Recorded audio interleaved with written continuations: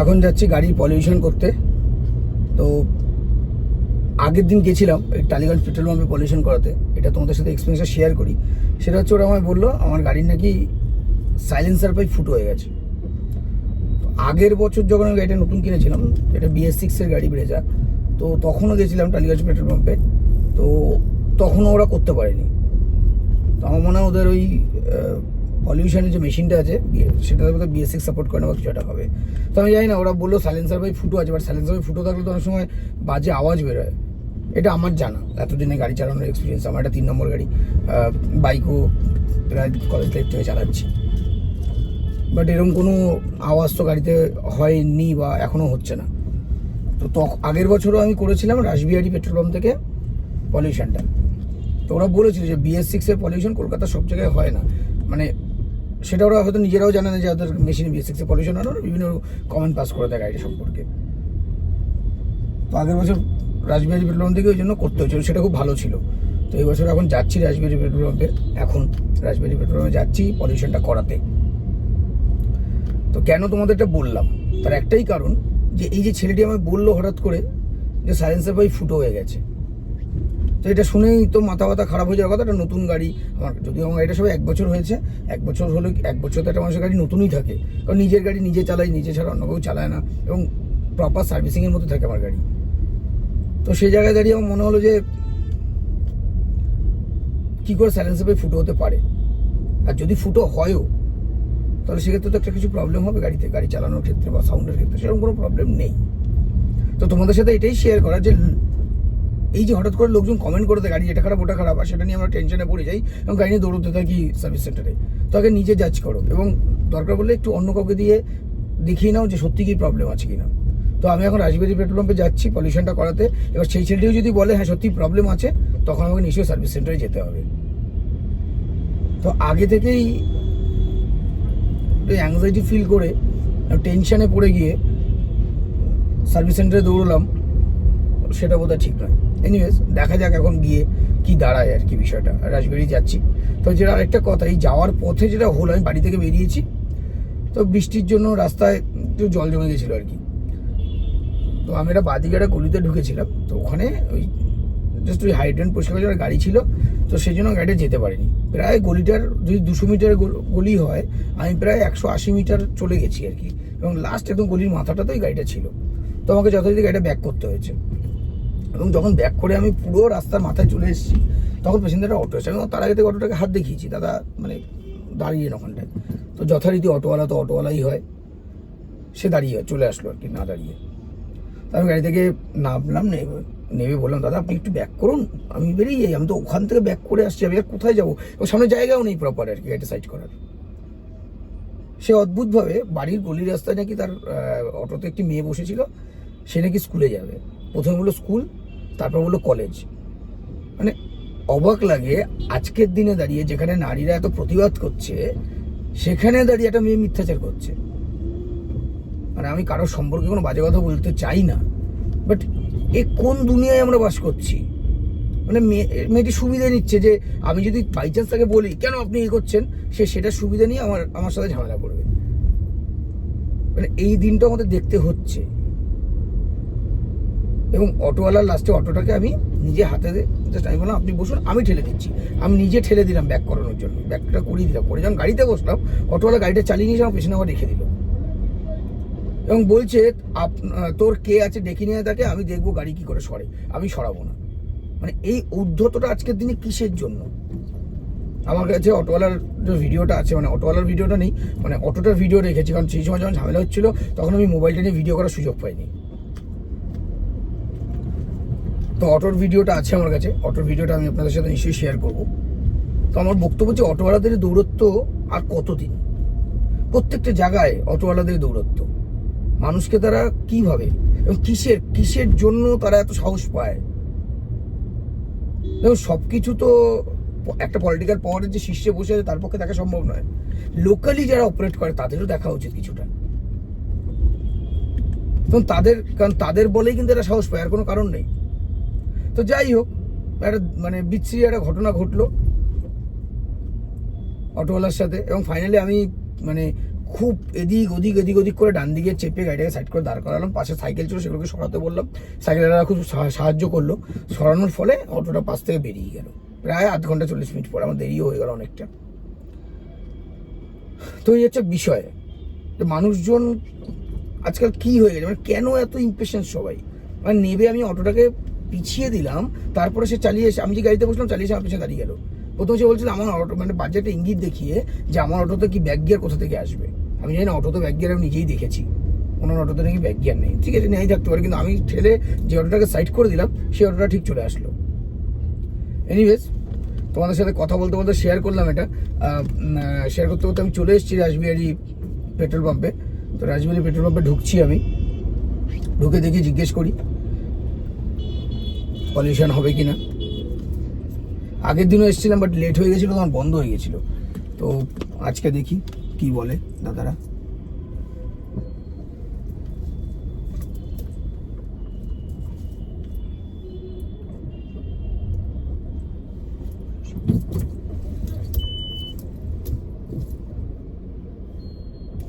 গাড়িটা ব্যাক করে লাগাতে বললো। আগের বার যে দাদাটা ছিল খুব ভালো ছিল, এবার আছে কিনা আমি জানি না, দেখি।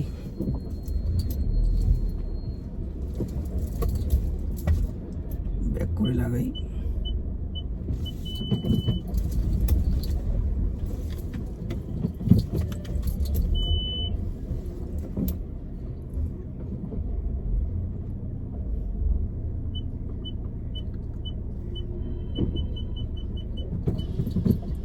চলো গাড়িটাকে নাবি, নেমে দেখি কি অবস্থা।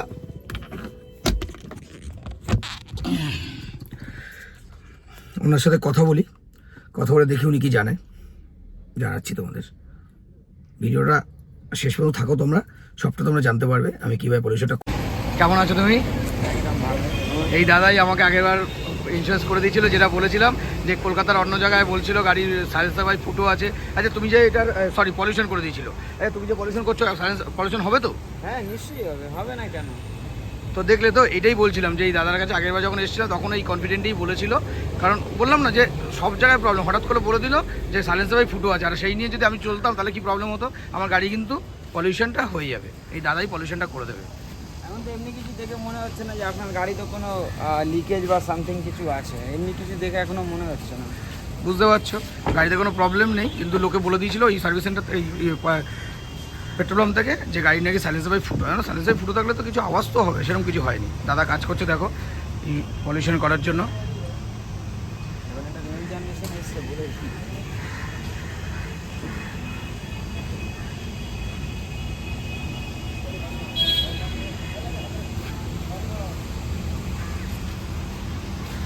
এই গাড়ি পলিউশন করার জন্য যা যা দরকার সেগুলো করছে।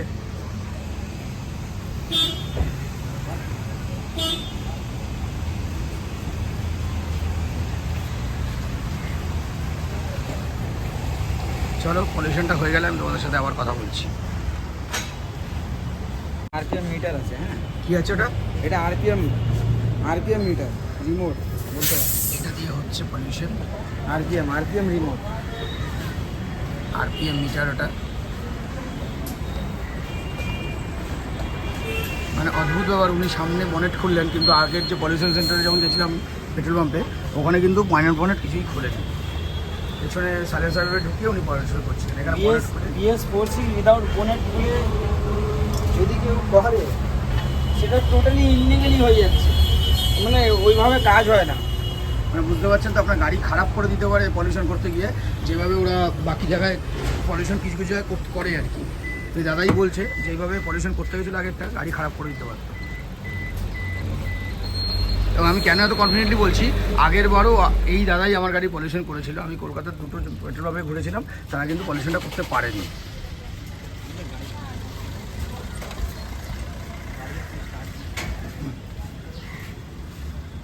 আমাকে বললো একটু এক্সেলেটারটা প্রেস করতে হবে।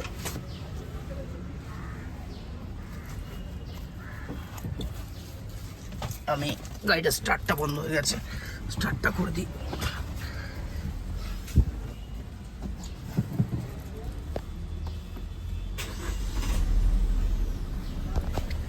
এখানে মিটার দেখো, দেখুন এখানে মিটারটা উঠবে, আমি হালকা এক্সেলটা প্রেস করবো তো,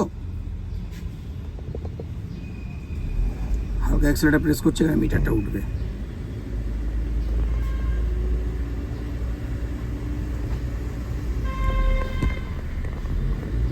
দেখুন এখানে মিটারটা উঠছে। এবার ক্যামেরাটাও এখান থেকে সরিয়ে দিন আর পাটা দাদা কিছু ইনস্ট্রাকশন দিয়ে দিল, ক্যামেরাটা এখানে সরিয়ে দেয়, পাটাও সরিয়ে দিয়ে।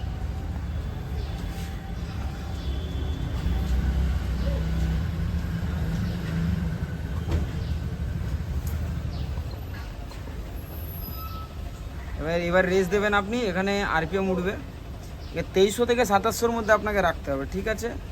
2300 থেকে 2700-র মধ্যে না থাকলে আপনার পলিউশন ফেল পাস কিছুই হবে না, ওকে, ঠিক আছে? তো আপনি এইটা হচ্ছে আমাদের আরপিএম রিমোট, আপনি এটা দেখে নিন। ঠিক আপনি আরামসে ইজিলিভাবে ভালোবেসে একদম রেসটা দেবেন, এখানে তখন আরপিএমটা উঠবে 2300 থেকে 2700-র মধ্যে রাখবেন স্যার এটা। ঠিক আছে স্যার এখানে দেখুন আরামসে রেস দেবেন 2300 থেকে 2700-র মধ্যে যত খুশি রাখুন, 2300, 2400, 2500। ঠিক আছে। 2300-র নিচে আসবে না। রেসটা জোর হয়ে যাচ্ছে না, 4 সেকেন্ড আমি রেস দিচ্ছি। 2300 থেকে 2700-র মধ্যে। আমাকে 2300 থেকে 2700-র মধ্যে ঢুকতে হবে, দেখতেই পাচ্ছেন 2300 থেকে 2700।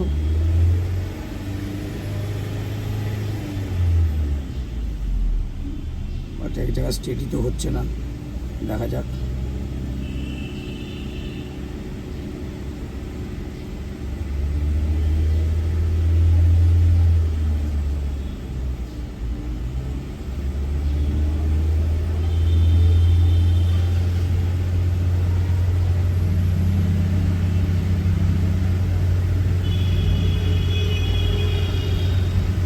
দেখতেই পাচ্ছেন আপনারা 2700, 20, 30, 40, 50 চলে যাচ্ছে। আমাকে 2300 থেকে 2700-র মধ্যে রাখতে বলেছিল, 2700, 30, 40 হচ্ছে। আমি একটু কমানোর চেষ্টা করছি, দেখা যাক। এই 2600, 2500, 2400 এখানেই রাখার চেষ্টা করি।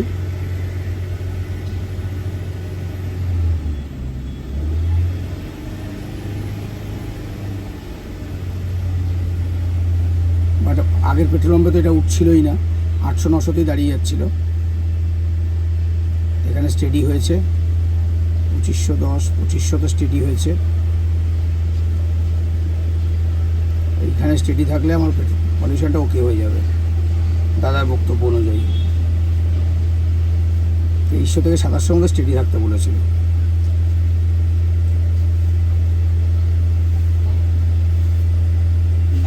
হ্যাঁ এইভাবেই ধরে দৌড়ে আসলেন উনি, বললেন এইভাবেই ধরে রাখতে, তো আমি এইভাবেই ধরে রেখেছি। উনি দৌড়াদৌড়ি করছেন। মানে BS6-এর পলিউশনটা কিন্তু একটু কঠিন, যা দেখতে পাচ্ছি। আমি জানি না অন্য জায়গায় হয়তো ইজি হতে পারে, বাট আমি আগের বছরও দেখেছি এতটাই একটু চাপ হয়েছিল, এই বছরও দেখতে পাচ্ছি। আমার গাড়ি কিন্তু সার্ভিসিং করানো, ইঞ্জিন অয়েল চেঞ্জ করা, একদম মানে সার্ভিস সেন্টার থেকে নিয়ে এসে পলিউশন করছি আর কি। মানে সার্ভিস সেন্টার থেকে 3 দিন আগে নিয়ে এসেছি। দেখছেন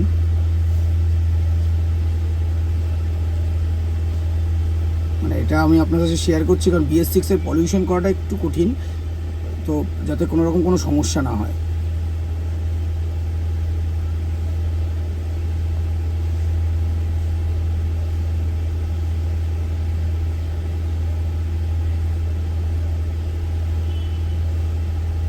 দেখুন 2300 থেকে 2700-র মধ্যে স্টেডি করে রেখে দিয়েছি কীরকমভাবে।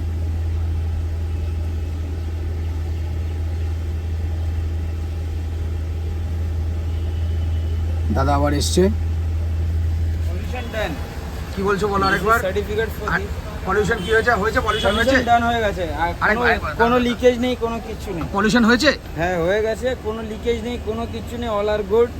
গাড়ি আপনার ভালো মেন্ট কন্ডিশন আছে, নতুন গাড়ি আছে, কোনো প্রবলেম নেই, কিচ্ছু নেই। Thank you so much.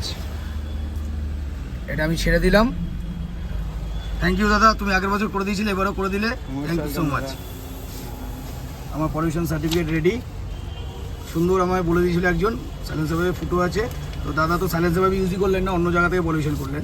না সাইলেন্সার ইউজ করেছি, ও সাইলেন্সার ইউজ করেছেন। পেছনে সাইলেন্সার পাইপ লাগিয়েছি, কিন্তু সাইলেন্সার লিকেজ নয়। ওকে, আমি অল আর গুড। আমি ভুল বলেছিলাম, সাইলেন্সার ভাবে ইউজ হয়েছে, বাট বনেটটা যেহেতু আমার সামনে রয়েছে আমি দেখতে পাইনি। থ্যাংক ইউ সো মাচ দাদা। আপনার গাড়িতে কোনো প্রবলেম নেই, যে বলেছিল ভুল বলেছিল ওকে ওকে। টোটালি।